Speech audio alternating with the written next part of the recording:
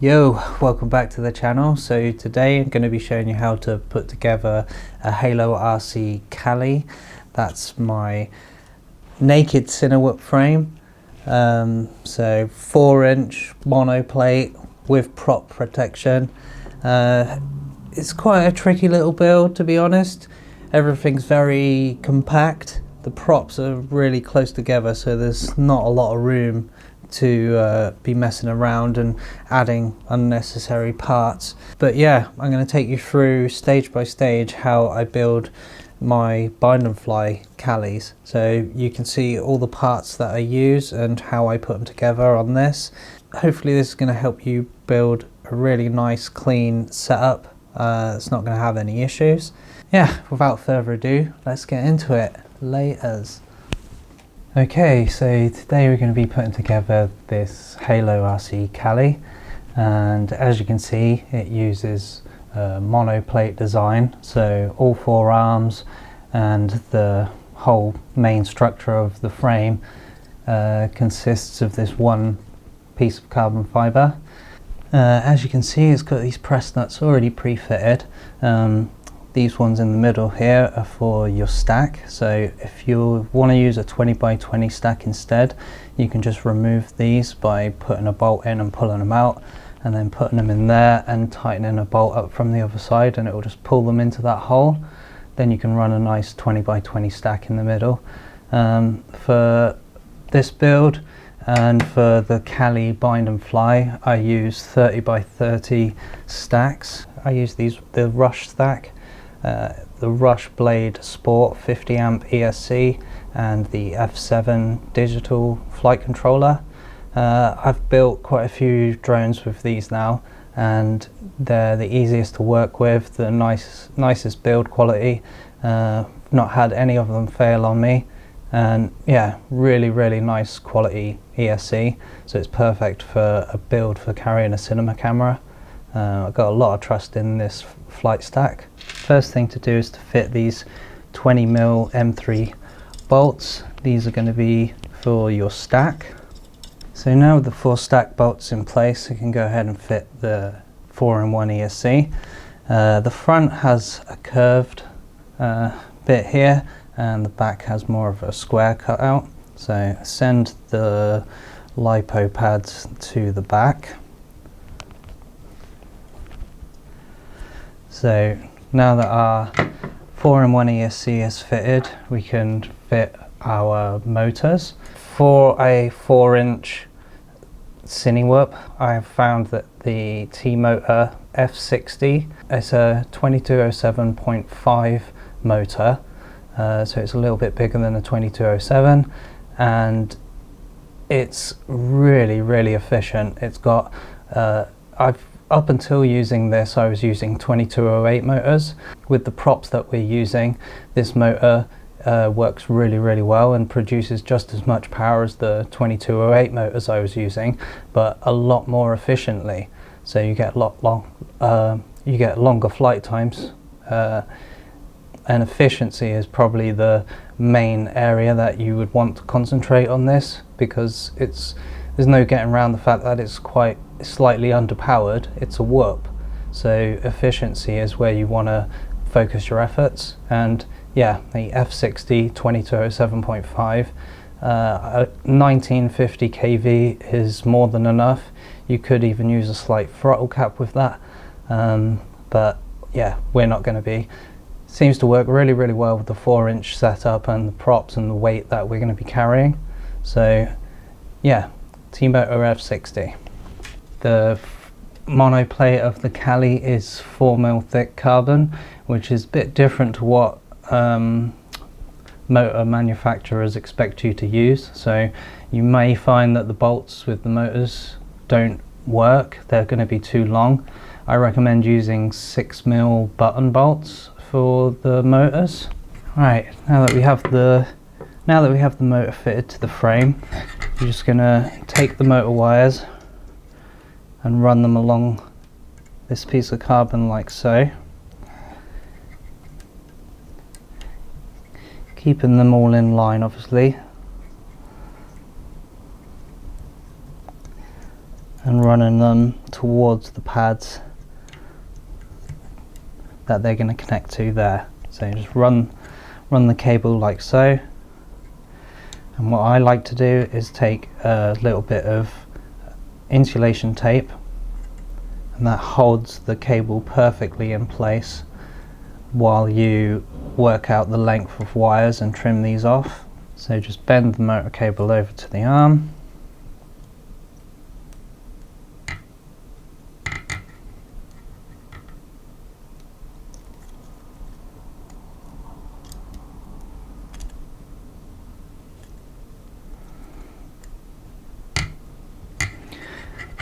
That's going to hold the cable in place, so it makes it easier to line these up. What I like to do is take all three of them in line,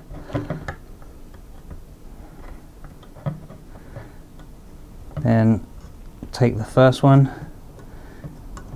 bend it up,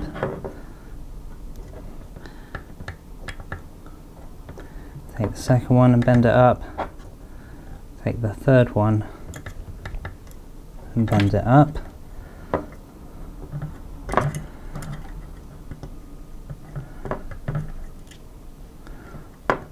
And while holding the wires in place with one hand, you can take your snips like so,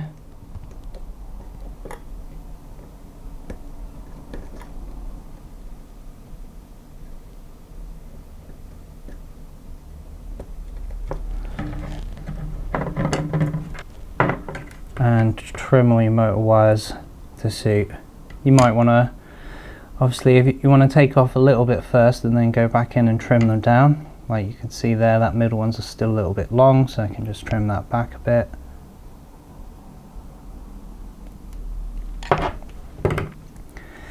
And you're just going to rinse and repeat with all four motors.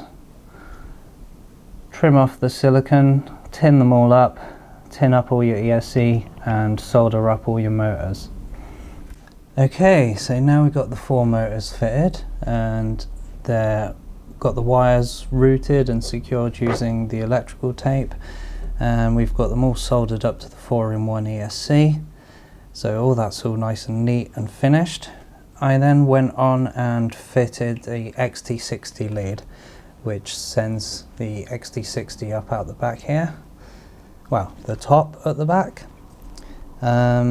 Easiest way to do this is to solder your wires to your actual XT60 connector, fit it inside the mount, and then run your wires along the top here up to where they're going to be soldered on there, trim them off, solder those on, and then simply add a 50 volt 1000 UF capacitor, and with a bit of electrical tape around there, just makes a nice clean and secure path for your LiPo lead and for your capacitor to sit, because you've got to remember these props are going to be spinning quite close to each other and there's just enough room to fit your capacitor there.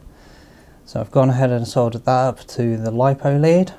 I'm going to be running a DJI 03 air unit on this. So the bottom plate here has got mounting holes for 20 by 20 for a Vista or 25 by 25 for the 03 air unit. You can also see here that I've replaced the original antenna for these two SMAs. That's because they go into these sockets here so that you can have longer antennas sticking out the top of the drone. I've also prepared this cable because unfortunately the pin-out on the flight controller is reversed to what DJI uses. So I've taken the connector that comes with the flight controller and I've taken the connector that comes with the air unit and made this little cable. Obviously the distance doesn't need to be that long to reach the flight controller, but for maintenance reasons it's better to leave a little bit of length on there and just tuck it around there so that when we're finished we'll be tucking it down there so it's nice and neat and tidy still, but it means that when you come to repair the drone, you don't need to unplug the air unit every time, and you can just remove that and set it over to one side. Just personal preference. If you want to make it as short as it needs to be, then you can do that too. Next thing I've gone ahead and prepared is the Crossfire RX. So another little cable that's included with this flight controller. It's just this little 4-pin JST. So I've soldered that up, ready to go. And the next thing to do is to just go ahead and fit the flight controller. And I'm going to remove this plug from the USB ahead of time because it might be a bit tricky later on. So ESC to ESC.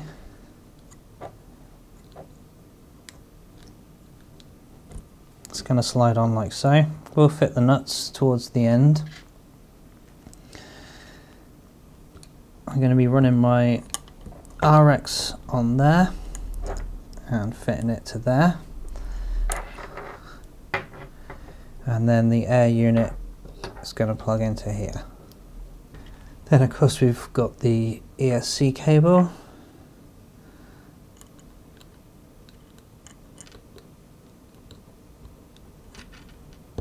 Tidy up these cables. Probably should fit that ESC one first. Be a lot easier. So just learn from my mistakes. Everyone's always learning, even me. I've built hundreds of drones, but sometimes I just like to make it difficult for myself. It might actually be easier to just fit this air unit towards the end, but for now you might as well just go ahead and fit the RX. It's not going to hurt anyone. Okay, the next stage is to go around and fit standoffs. So the way I like to do it is to use socket bolts for these 6 holes there.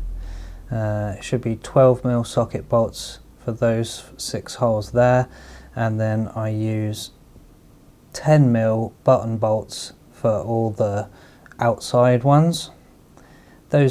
All the outside ones here are the ones that are going to be holding the rings, and I don't know why, I just prefer the look of a button on the outside of the frame than I do a socket. All the screws and everything are all included in the kit. So yeah, just go all the way around and fit your buttons on the outside and your sockets in the middle to the 20mm standoffs. So as you can see, I got all my standoffs fitted and ready to fit the carbon plates. Inside your kit you're going to find 2 of these wishbone L-shape type pieces. They're going to go there and there. It's definitely better to fit your nuts before fitting these, because yeah, it's really awkward to get to. Now there's not going to be a lot of thread left here, but there's more than enough to hold the stack in place securely. And although this plastic bit can be a bit annoying for doing these nuts up, it's actually kind of good because they don't come undone. In the kit you're going to get 4 of each of these 2 different feet, I call them, and you can see that one's taller than the other. The little short ones go in the middle, and these slightly longer ones go on the outside corners. So put the little short ones to one side for now, and just take the 4 longer ones. Take 4 16mm socket screws. So now we've got these 4 little feet with the socket head bolts fitted to them. Going to take the rings, and we're just going to go around and fit these feet to the outside corners of the frame. Now that we have these 4 rings loosely in place, we can go ahead and use these pieces to secure them more.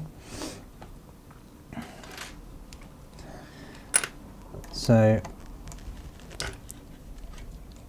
probably didn't need to fit these bits now, but whatever.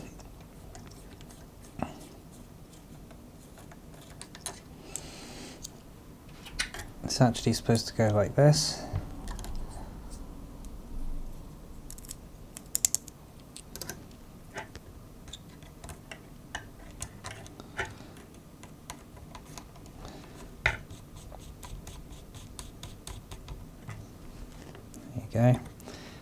As you can see then, that lines up with those two rings.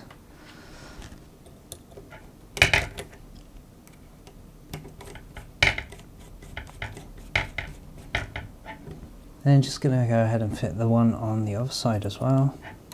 Okay, so now that we've got all the side braces in place, we can start routing our SMA connectors. So let's take off the nuts. So the cable from the air unit is going to be going in here where it says HD unit. So we're going to be wanting to route the SMAs. This is going to be sat about there. We're going to want to route the SMA through there and out there.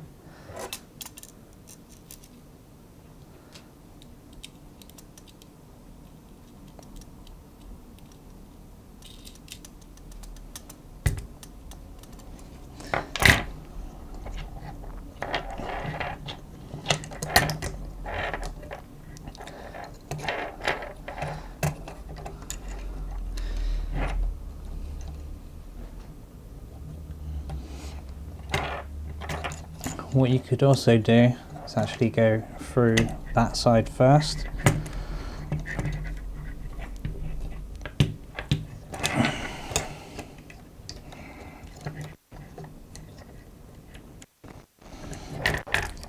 You might think, why didn't I fit these first? But it's actually a lot easier to do it once these are in place, because they're going to be pushing up against those.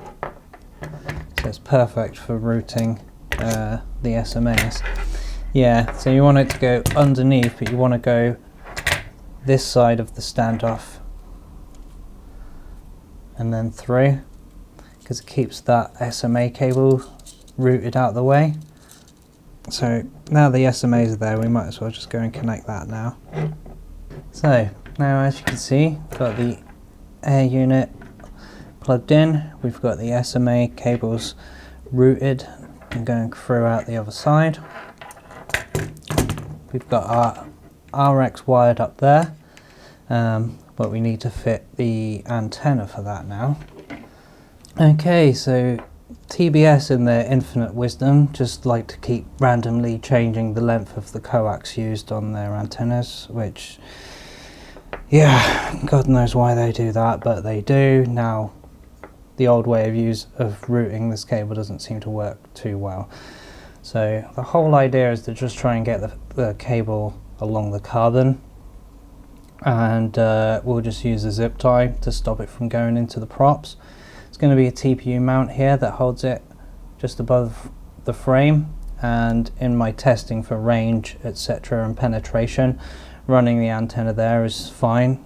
Now with my Crossfire RX, I'm just going to wrap this piece of insulation tape around it, and I also take a little piece of foam tape.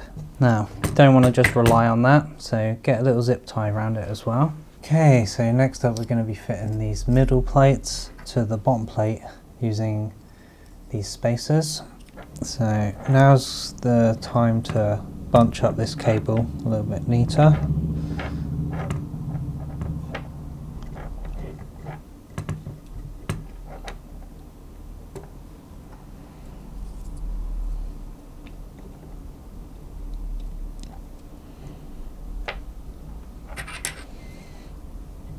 So you can see there's the press nut there, it's got to go like that.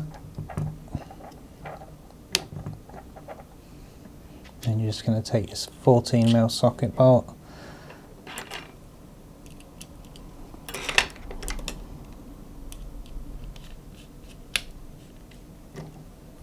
that's going to hold that in place. Just do the same on the other side.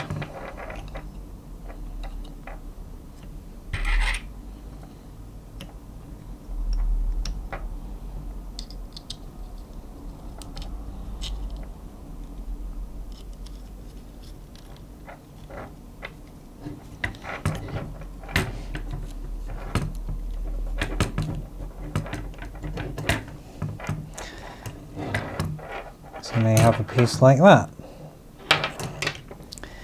Next up, we're going to take the stubby feet from earlier and these long socket bolts,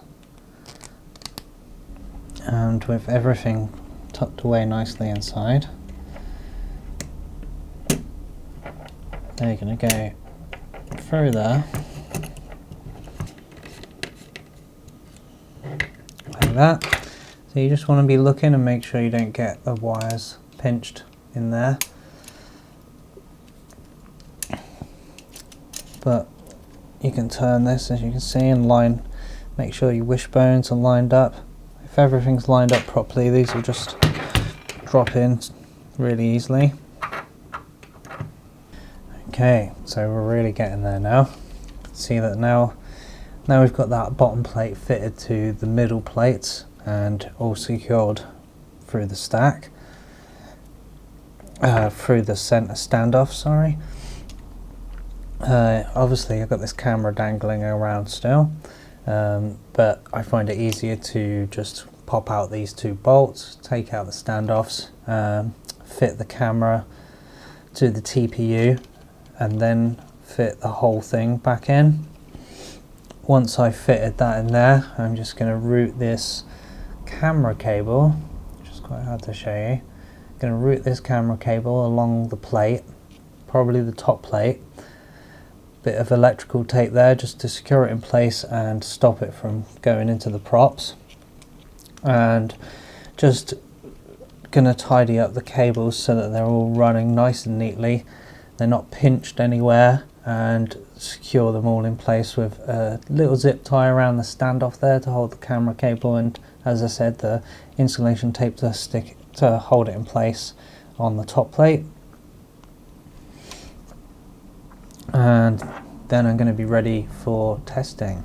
So now, as you can see, I've fitted the TPU for mounting the crossfire antenna. So that just puts the crossfire antenna above the carbon and keeps it out of the way of the props. And I've also fitted the TPU camera mount now. Made a start on routing the cable inside. I just need to put a little bit of tape around. I like to put a little bit of tape around there just to hold the cable in place. But yeah, that's going to be all nice and safe and free from the props. Got the SMAs coming out the top. Everything's all routed nicely. All I need to do now is put my do beta flight setup and configure the ESC, and then get testing it. Now, depending on how experienced you are will depend on how much help you need with that. I'm not going to make a whole video of how to set up beta flight and how to tune a quad, but yeah, if you buy, I can give you my PID tune that comes with the bind and flies. So if you've built yours the same way as this, which is the same exact way I build my bind and flies, then I can supply you with a PID tune that will work just straight out of the box, and I can explain a couple of things to help you get the best out of it as well. Right, well that's it. Thanks for watching, and I hope I've managed to cover everything needed to build a really nice clean Kali cinewhoop. Yeah, if you've got any questions, leave them in the comments below. Yeah, otherwise I look forward to seeing your own builds and seeing the sort of footage you can get with them. Till the next one, laters.